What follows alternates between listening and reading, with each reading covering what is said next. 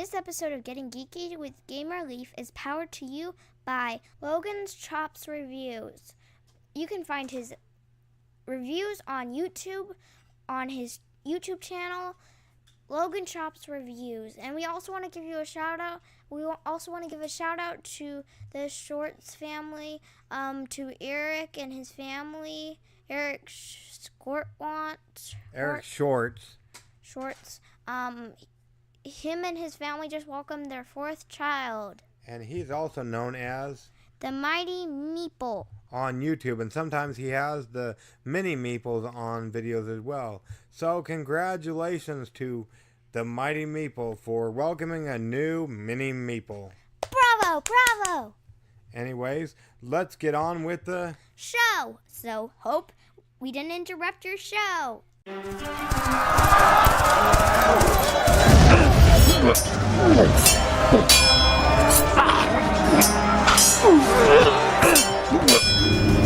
Getting Geeky with Gamer Leaf, the podcast in which one man strives to level up his geekhood and helping you do the same one battle at a time.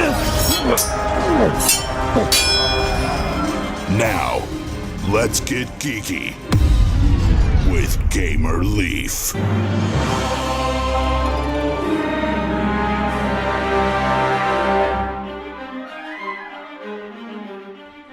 Congratulations! It's lemonade season and business is booming. Unfortunately, you're not the only lemonade stand on the block. This cannot stand.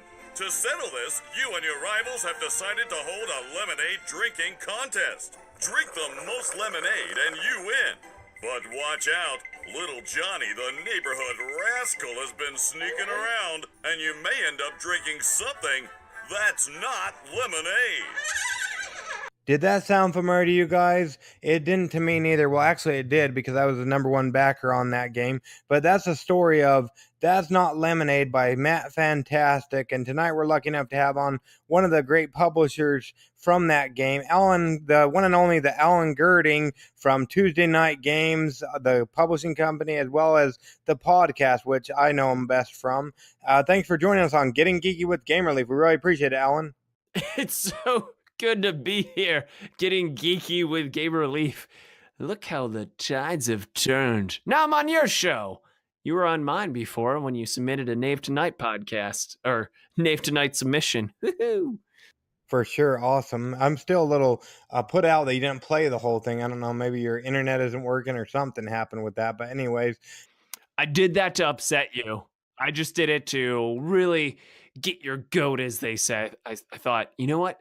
This will upset him. No. I edit all of the Knave Tonight submissions down. It's something where I edit music and I try to cut it as much as possible and make it as listener friendly. So I apologize if my editing wasn't up to your snuff, sir. Apology accepted, I guess. Yeah. So maybe somebody hasn't heard your podcast and whatnot. So let's rewind a little bit if we could. I feel like I know you're just from listening forever, but let's rewind a little bit. We don't have to go back too far, of course, unless you were born into tabletop board gaming. But how did you get started playing tabletop board gaming? I was born into it right out of my mother's womb. She gave birth to me on a gaming table way back so many years ago. Or what happened was when my nan would babysit me, she would love to play board games. And I remember her getting me this klutz game of board games. It was a book. So every page had a different board and we'd play a different board game. And I remember as a kid, the sumo game was my favorite. She'd always accuse me of cheating, and oftentimes she was right because I was pretty young. But yeah, so I like to accredit it to my nan, as well as all the other typical games you'd play at a Thanksgiving gathering in the basement with your cousins at your grandma's house. I remember playing Payday, of course, Monopoly, those things. A little bit of a choir. So yeah, since I can remember, I've been playing board games. How about you? When did you start playing board games?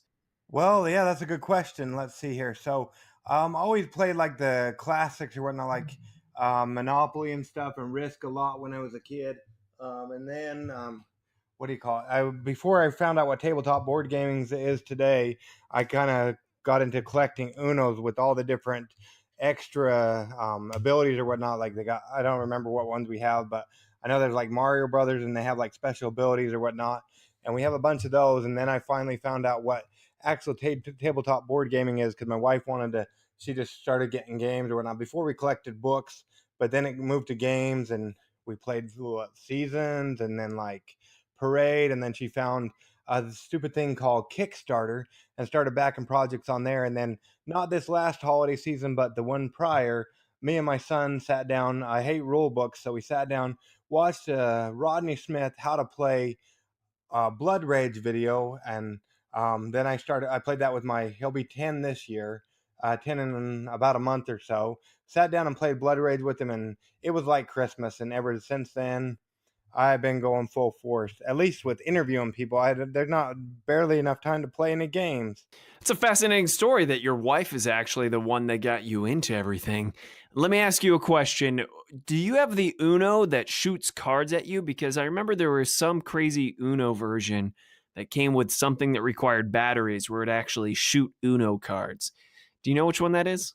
I don't remember what the name of it is. No, we don't have that. Mainly it was just like, especially like collector boxes. Like they got a bunch of tins. I think we have peanuts. There's a whole bunch of them, a whole slew of them.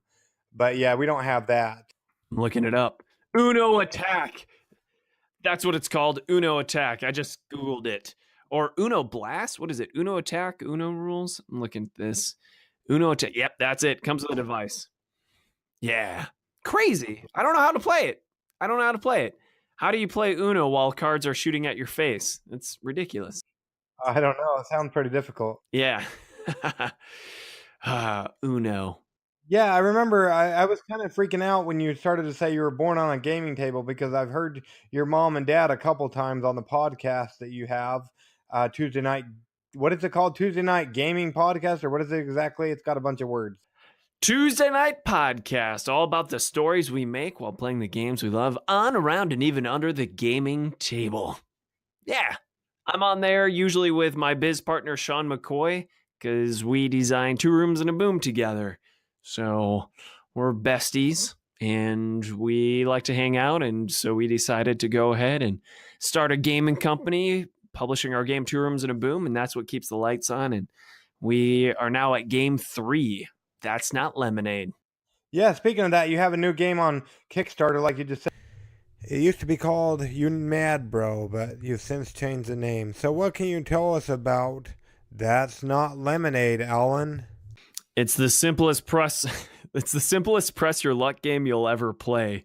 It's distilled down to the purest form. The easiest way to describe it is blackjack. With blackjack, you only have 2 options. You either hit or you hold. And if you keep hitting until you bust, you're out. Well, that's the same way That's Not Lemonade goes, with a few changes. Because you can pass. So you hit or you pass. And if you pass, you can opt back in once it comes back around to you. So when you hit, you only get 1 card, then it goes to the next player and the next player and the next player. And instead of competing against the dealer, you're competing against all the other players. And it has nothing to do with numbers except whoever drinks the most lemonade, represented by lemon cards, wins the round. And if you go ahead and get the bust card, which is known as the That's Not Lemonade card, you're out for the round. So it's really good press your luck, toe-to-toe, head-to-head with all of your fellow game players. Really simple. Matt Fantastic did a great job. It is a party game in that we call it an open table game where people can just come and go as they please, and it just takes minutes to play. And one reviewer said the thing they like the most about it is the mechanic that when you win a round, you get a lemonade card into your player card. You have a player reference card in front of you. So you get one of the lemon cards, and therefore there's fewer and fewer lemon cards in the deck as the game goes on and on. So your chances of hitting something that's not lemonade go up and up and up. Press your luck. Yeah, it's good. it seems to be getting a pretty good response from people. We just got back from Origins, and we were always busy with people at the game table. I want to say last time I checked, it was over 200% funded. Wow. People like it. Yeah. It's a cheaper game, so our price point is a lot lower. It's just $10, not including shipping and handling. And in that $10, you get a whole bunch of goody goodness. There's 6 little solo cups representing your lemonade drinking, and you can go ahead and hit the table with it regular side up, and that means give me a card, or you can tip it over and put it upside down, and that means pass, but then you can just flip it back around. And if you bust by pulling a That's Not Lemonade card, then you're just supposed to tip over your cup. And it makes the dealer's job really easy because you can just look around and see who's still in and who's not. You also get the 18 cards, 6 player reference cards, and it comes in a nice tight box, vacuum tray. All that for $10. I sound like a salesman. I guess that's why you have people on this show. Is the thing I get out of it is getting to pitch our game that's on Kickstarter, right? Meow. So Walmart has these red cups that you can get that are plastic cups. Sometimes we get them for we don't have to do dishes. Now, did you guys just go to Walmart and buy a bunch of red cups and throw them in the boxes for That's Not Lemonade, Alan?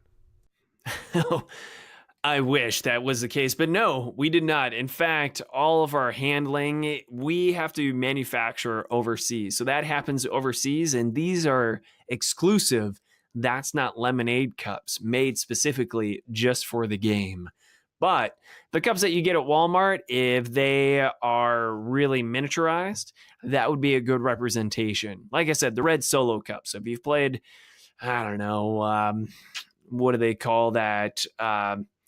My goodness, beer pong, or if you've just played Flip the Cup, any of those type of games, you know what a red solo cup is, but then make that, I hate to say this, shot glass sized.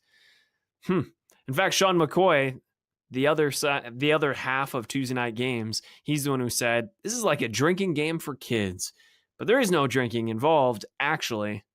So it doesn't come with alcohol or anything like that. It's just, congratulations, you made it to the lemonade drinking competition. Unfortunately, little Johnny, the neighborhood rascal, got into the lemonade batch. But you already heard that from the Kickstarter video, and that's basically the story of the game. But you can use real lemonade. If I was to sit down with a gallon of lemonade, would that work, Alan? Yeah, so what we've done, if you want to actually make it a drinking game for children and whatnot, is you can go ahead and fill those little cups with lemonade if you like, and then anytime you pass or you bust, you just have to drink it all down. And since they're so small, it's just a quick hit of lemonade, and it totally works that way.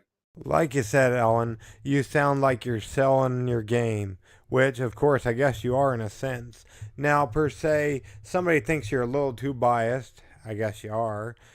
Is there anybody else who reviewed That's Not Lemonade, formerly known as You Mad Bro, that might have an opinion of it, but not be as biased as you are, Alan? Anywhere they can check those out and see other people's opinions of That's Not Lemonade?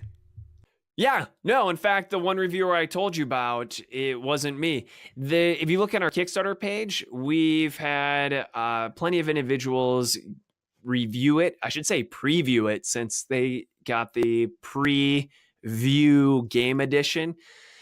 So there was Christina Amaretto from Girls Game Shelf. She said, never would I have imagined playing a drinking game with my 4-year-old and feeling super good about that. The game had both of us giggling. It's a great introduction to push your luck games and just really adorable. Bauer's Game Corner has a video up about it. So Forrest Bauer, he's a really good reviewer. He's on YouTube, and he went to Origins and he did a review of it while he was at Origins. And Jeremiah Isley from Theology of Games and Gaming with Edo and Malthouse Games, it's a personal friend of ours, the Bracks, Delton Brack and Haley Brack, they've all reviewed it, and we haven't had any bad reviews yet, or even bad previews, I should say. And I think it's because it's a pretty harmless game. I think the worst thing you can say about the game is, this is dumb, it's so simple. You just have one decision to make and two options, hit or pass, and that's it. But that's right. That's the whole game. And that's why a lot of people say it reminds them of Ink and Gold, Bruno Fediti's classic game that he did, I think, with Alan Moon. I'm not sure, but Ink and Gold's one of my favorite games of all time. And that's the same thing. You only have two options. Do you go in deeper into the temple or do you run away? So I think that's the biggest thing people could say is, oh man, too simple, too stupid. It's ridiculous. But I think that's also the compliment. Cool. So I know it used to be, like I said, it's a game formerly known as You Mad Bro. So what did it look like before you guys took over? So Matt Fantastic had this great game, You Mad Bro, and he self-published it and he sold it through his own website, I think, or maybe just in person. I'm not exactly sure how he was selling it. But in You Mad Bro, the story wasn't a lemonade drinking competition. You Mad Bro it's on the Jersey Shore and the Jersey Boardwalk, and Cthulhu rises from the ocean. Unfortunately for Cthulhu, he wasn't ready for all the pollution off the Jersey Shore and instantly died and washed ashore. Now on the boardwalk, no one is really content winning stuffed bananas. Now it's all about trying to get a tentacle from Cthulhu. But you have to be crazy. I mean, you have to be careful because you can go crazy getting tentacles from Cthulhu. So it's the exact same game with some minor rule tweaks, and replace lemons with tentacles and replace That's Not Lemonade cards with You Mad Bro cards. And that's pretty much it. Yeah. The original rules, too, is if you passed, you were out for the round, just like in Blackjack. In Blackjack, you just hold, but we changed it so that you can come back in, which increases the decisions that people have to make, because you would always hit the first turn, and we wanted it so that on every single turn, someone had a choice to make. And that's basically the differences between the original Matt Fantastic You Mad Bro and our Matt Fantastic That's Not Lemonade. Cool. Why the change? Do you not like Cthulhu? You like lemonade more than that? I love Cthulhu. It's amazing, but we did test audiences, and a lot of people either don't know who Cthulhu is or don't care for H.P. Lovecraft Cthulhian mythos. So a lot of people who got the joke love the joke of You Mad Bro and being able to kind of make light of the Jersey Shore. But if you didn't get it, you really didn't get it. Whereas That's Not Lemonade, everybody gets, including children. And that's why it's really great that this game has been played with 4, 5, 6, all the way up year olds, and it transcends the market. So we just wanted to be smart about it and make the game as friendly for as many people as possible. That's a good question. Yeah. I mean, it's important to know why we switched it from You Mad Bro, because Sean and I were really happy with You Mad Bro. But when we asked for feedback during Gen Con last year, it was the number one thing that people requested was the change in theme. Okay, that's pretty cool. Yeah, so that's awesome. So you got a more audience and whatnot. Now, Alan, per se, it's kind of a joke on the podcast, but I don't know, it might be real because nobody's ever come back and told me otherwise. But per se, somebody's fallen asleep during listening to us. It wouldn't be because of you or your great game. It'd be because of me and my podcast. Well, we're at the end of June, the last week of June almost, and I've already released 95 episodes since the beginning of the year. So they get a little tired of hearing me drone on and on. But now they're suddenly jolted awake so they don't hit that oncoming traffic. Why should they take a chance on Matt Fantastic's That's Not Lemonade from Tuesday Night Games, especially with all the other great games that are out there on the Kickstarters currently, Alan? Oh, man. Well, we only publish games that we would like to own ourselves. If you're a publisher, it's more than just buying a game to play. You are buying a game that you are going to play for years and years and years until you are dead in the face with it.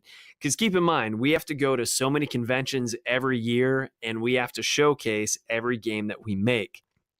So we would be doing ourselves a huge disservice if we were publishing a game that we didn't enjoy playing. This game, as I said before, is really harmless. It's only a $10 buy-in, and we, again, have yet to hear a really bad review for it because it's so simple, so stupid, so fun that even if you don't like it, which I can't really imagine not liking it at all, but even if you don't, you've just wasted a minute or two of your life. So you can walk away. And that's the beautiful thing about the open table is that if you're playing at a party and someone comes in and they play a hand or two and they think, this isn't for me, they walk away. Everyone who was having fun can still play, and then someone else can take that person's place, or two more people can jump in. It's a great mechanic to have when you are hosting a game party. If it's the last game of the evening or the first game of the evening, really works well with people showing up and people leaving. And it's a great gateway game in that it gets people hooked on our tabletop industry. That's my pitch, and that's why I think it's for everyone and why they may want to back it more so than, man, what's out right now? Solomon Kane's doing really well. Last time I saw it was doing like $750,000 on Kickstarter. That's crazy, but you get a whole bunch of minis with that game. With ours, you get 18 cards, 6 player tiles, and 6 adorable solo cups. And a box. That's pretty much it.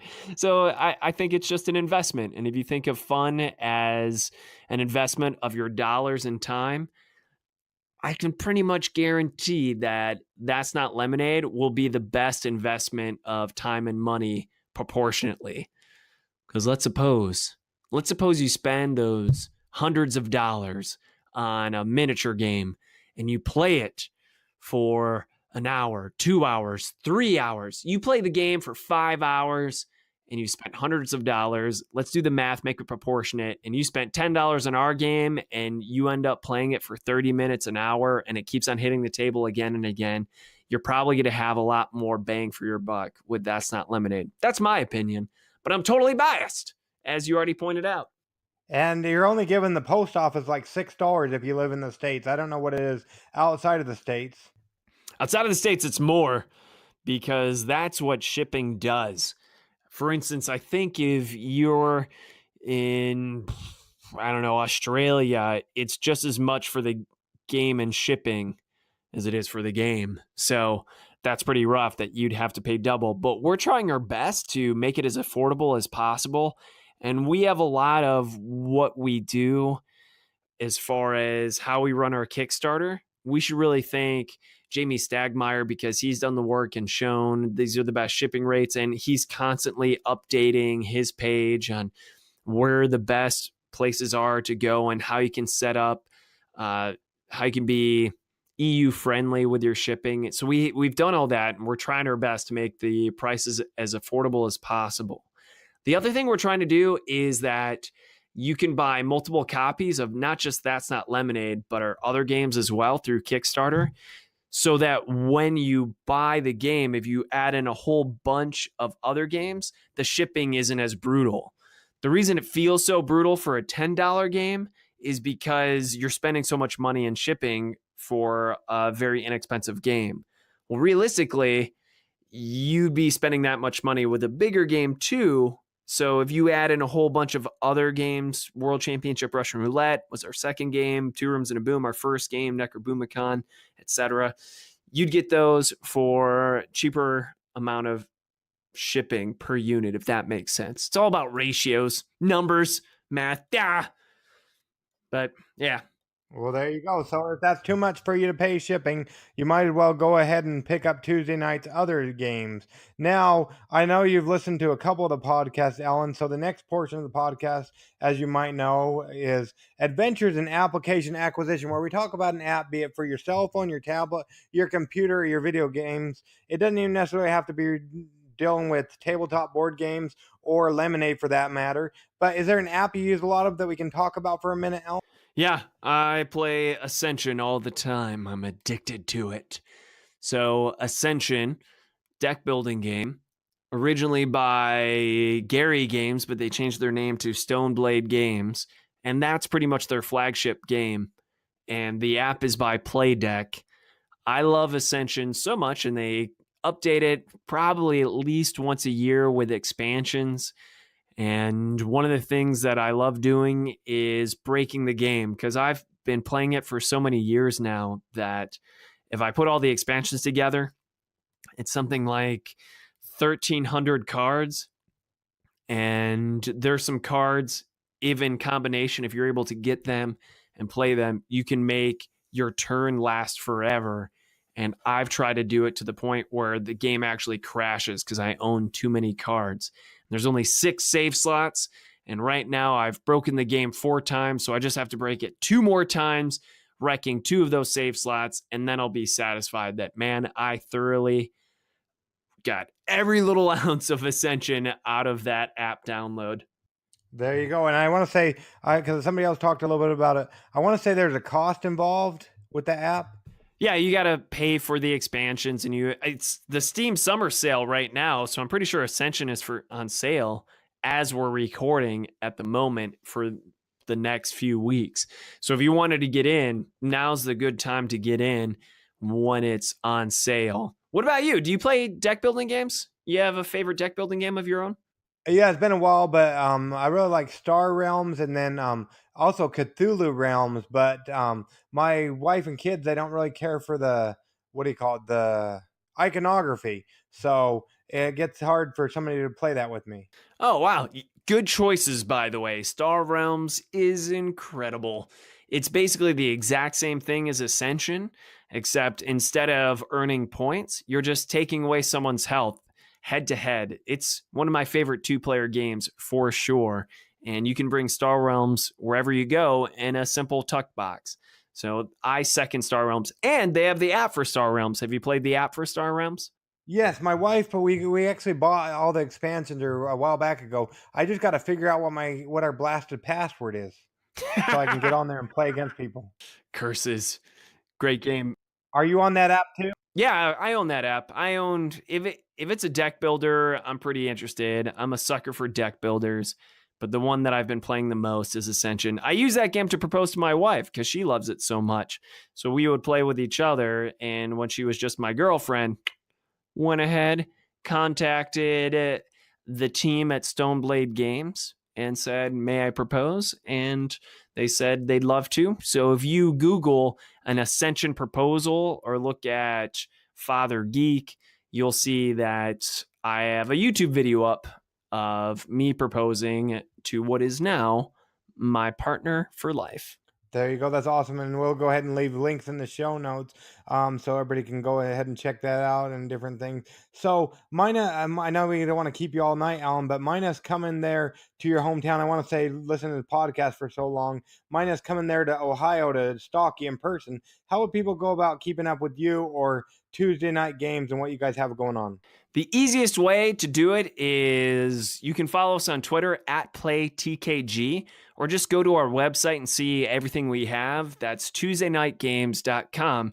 That's spelled with a K, though. So knight as in someone who wears armor, holds a sword, and is from medieval times. So tuesdayknightgames.com.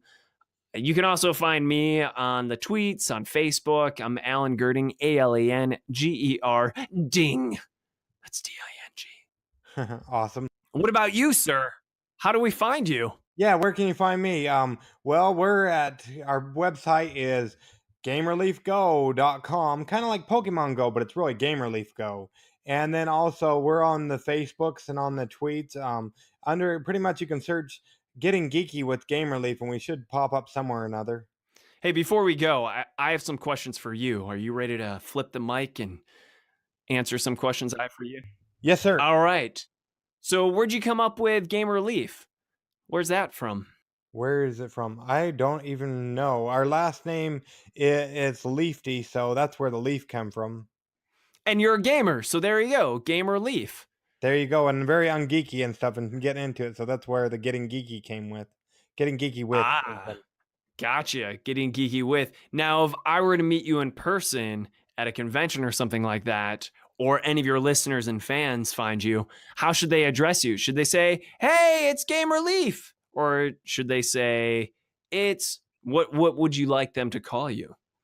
Oh, that's a good question. Gamer Leaf's cool, or actually Facebook doesn't believe me. My real name is Lake. I don't know if there's any big lakes in Ohio. I mean, we have Lake Erie. Lake Erie. Yeah, Lake Erie. So, yeah, my name's Lake, like Lake Erie or whatnot. But yeah, Facebook doesn't believe me. They want me to be called Blake. They said I can send them paperwork like my birth certificate and stuff, but I don't see it worth the time. Yeah, that's crazy. There's plenty of people that have the name Lake. In fact, there is an actress named Lake Bell, and I'm a fan. She's good stuff. But yeah, that's cool. There's totally that's amazing that Facebook doesn't allow that. All right, next question, sir. You ready? Yes, sir. So you listen to our podcast, I know, because you would send me responses. What brought you into the fold? How'd you hear about Tuesday Night Podcast? How did I hear about it? Oh, yeah, I remember now. I kind of got turned off of it, but I was listening to Board Game Closet podcast, one of his earlier episodes, and I think he mentioned you guys, and then I went over and been going ever since. I was kind of frustrated with you the other night because, and you probably knew through looking at the Facebook messages or whatnot that I constantly send you, but I thought you weren't going to put out an episode. You probably got busy with with Origins and whatnot. Yeah. So every Tuesday night, we put out an episode. If we're ever late or we're going to be late for any reason, we go ahead and tweet. So that's at PlayTKG on Twitter. So yeah, sorry about that, but we'll do our best. It's really tough since it's just the two of us running this company. When we go to convention, we have too many games now and a lot of traffic. So we were spent, man. Energy levels so far down. Amazing. What's your favorite part of the Tuesday Night Podcast, sir? A favorite part of the Tuesday Night Podcast? Is it Chessbeard? Is it the elevator pitches? Is it just the banter that Sean and I have? Is it the crazy characters and voices? The interviews? What is it? Well, it's been a while because I binged them all and then you stopped. And then I have to wait every week. So that's really annoying. But what I really like about it is I like the kind of the banter between you two guys.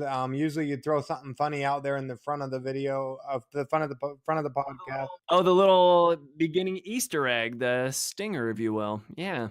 Yeah, and I really like it when you and Lindsey Rhodes go at it. You know, that's what most people say. Most people say they really love the Lindsey Rhodes and Alan Gerding episodes. So I'll try to get her on the show more. She's horrible. And I love her. She's one of my best friends. But you assassinated her, so that's awesome. Yep. We always play the game Assassin. I say we always play the game Assassin, but I'm not sure she's playing.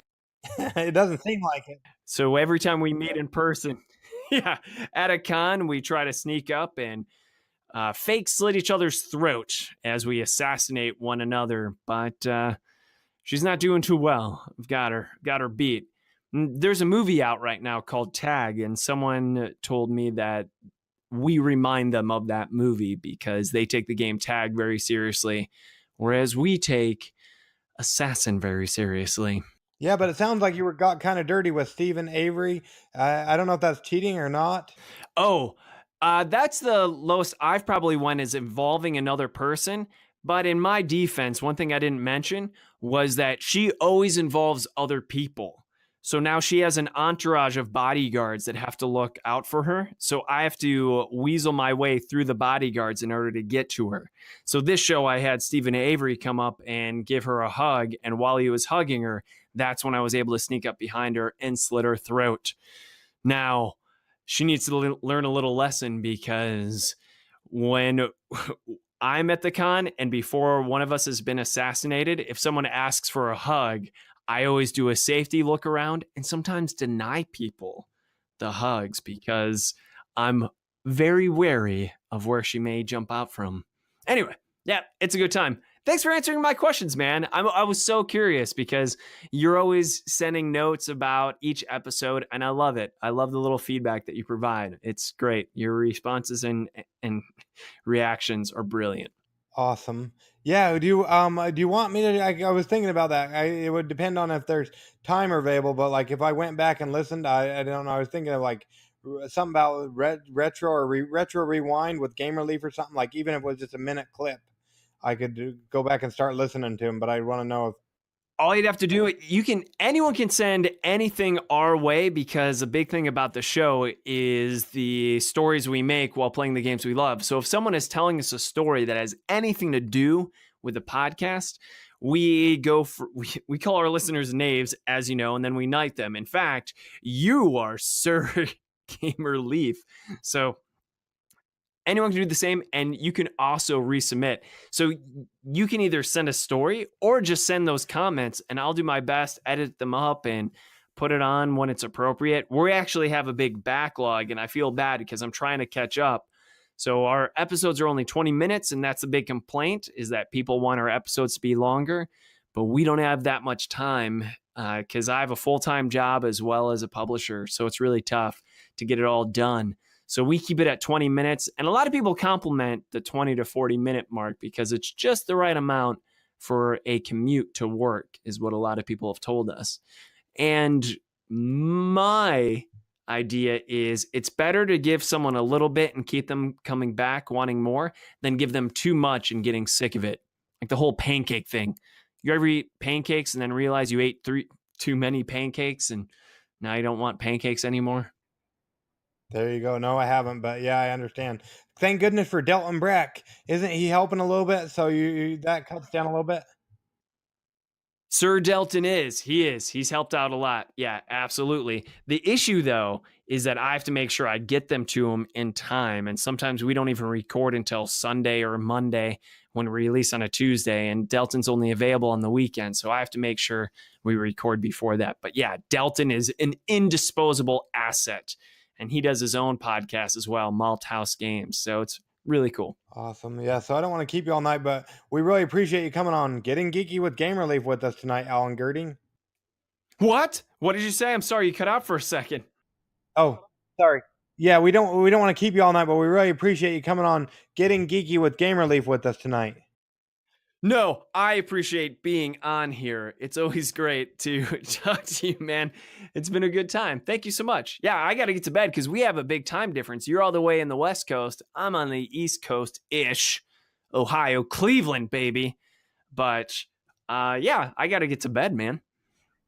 Okay, well, we appreciate it. You have a good night, Alan. You as well. Thank you so much. It's time for Kickstarter Corner.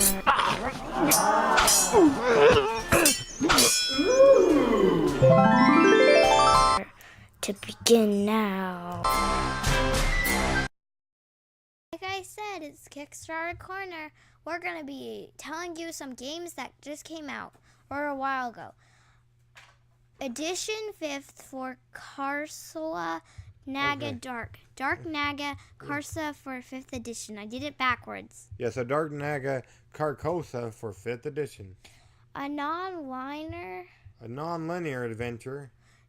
in the classic sandbox style where the party level 11 through 12 fights to escape the lair of an old one, Haster.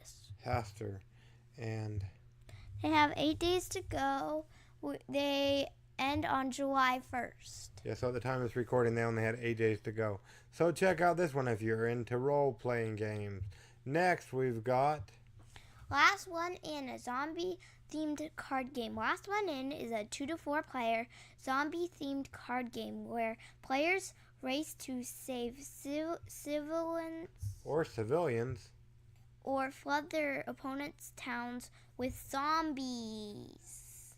Awesome. Yeah, so they're trying to get to their goal, and they have, at the time of recording, that's what we should say, because this doesn't go out yet. 10 days left. At the time of this recording. The We're Not Wizards also backed this. And they were on the Wait. podcast, yeah. Where is a backer? Yeah, they're right. And they end when? July 3rd. Yeah, so and we had Mark on the show a while back ago. So you can go back and listen to his podcast where we interviewed him. Next, we've got... Yard of the Month Smash Gnomes.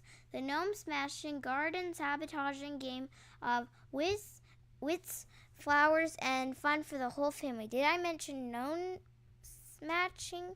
And this has 2,300,000 likes from me.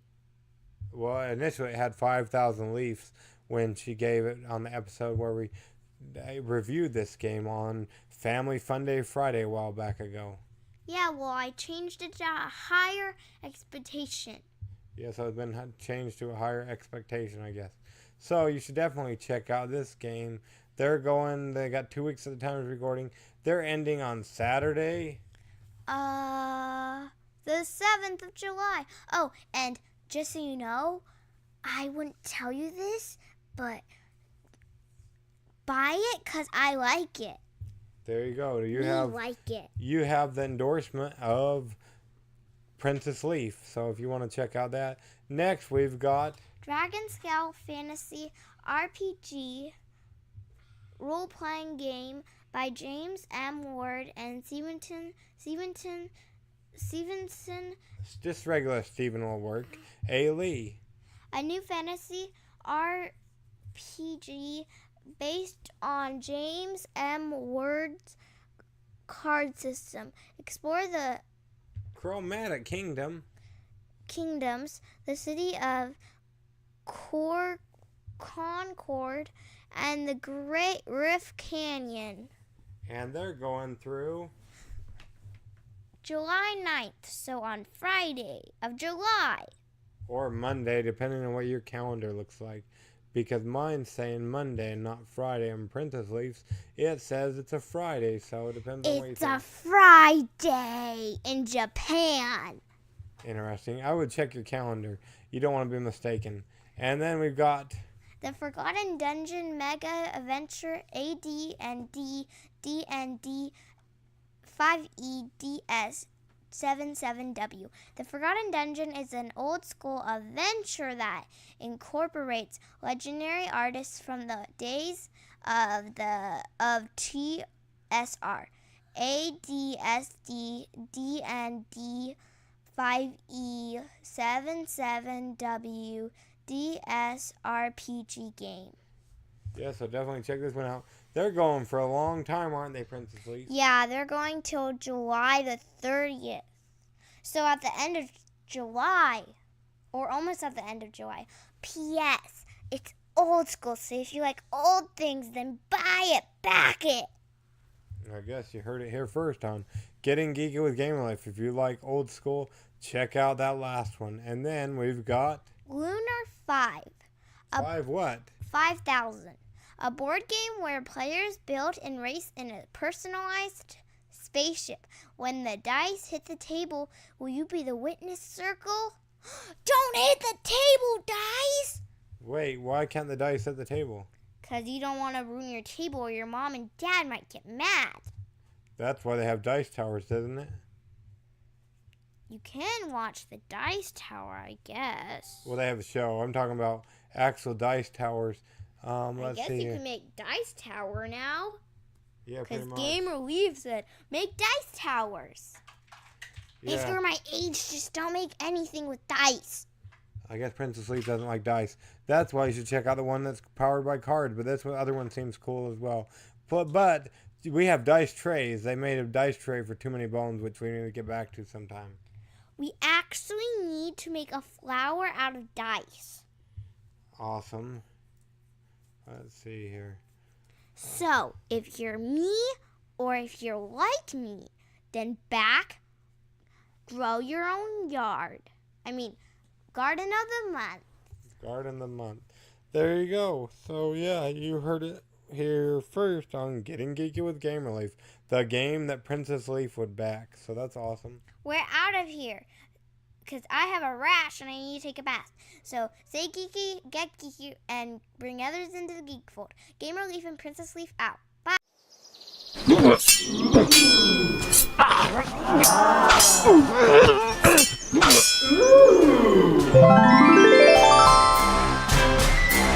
Gamer Leaf levels up. Tune in next week to see if Gamer Leaf's luck holds up.